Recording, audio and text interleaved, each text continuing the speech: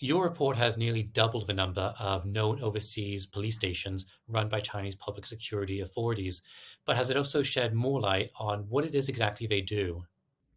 Yes, so our report doubled the numbers. We found 48 additional declared stations. And I do wish to highlight that these are the stations public security bureaus from local provinces, counties in China talk about themselves. So that's very important to highlight. There might be more.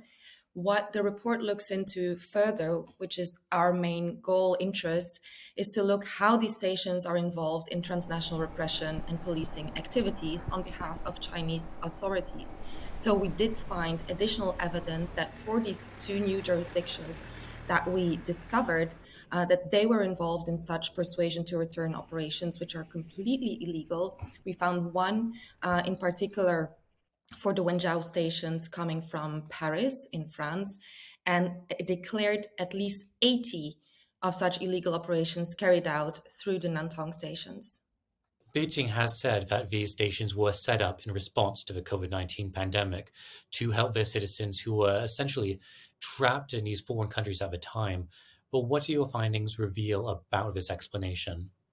Well, it is clear that Beijing needs to get its own timeline right. You cannot tell two falsehoods and make them become a truth.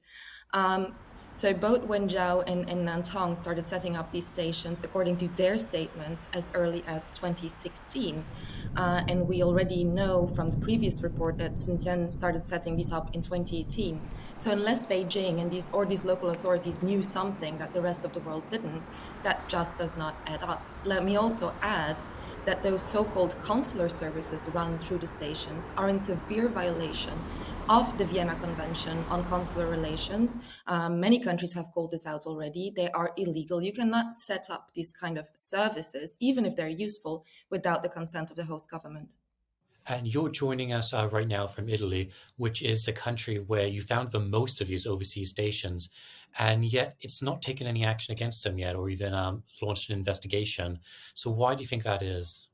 We reveal in the report how it seems clear that these kind of bilateral policing cooperation agreements, such as the one that Italy has with the PRC, with the Ministry of Public Security, which is obviously plurally accused of crimes against humanity and even assisting in genocide in China, how these kind of agreements have directly contributed, have been used or abused to set up these clandestine stations, which is but the tip of the iceberg.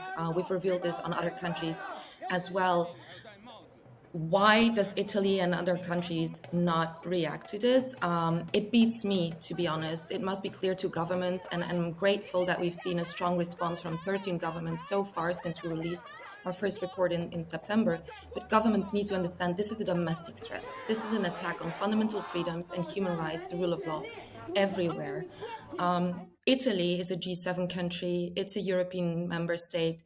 It's high time it acts on these. And we hope that this latest report with the new revelations will make it do so.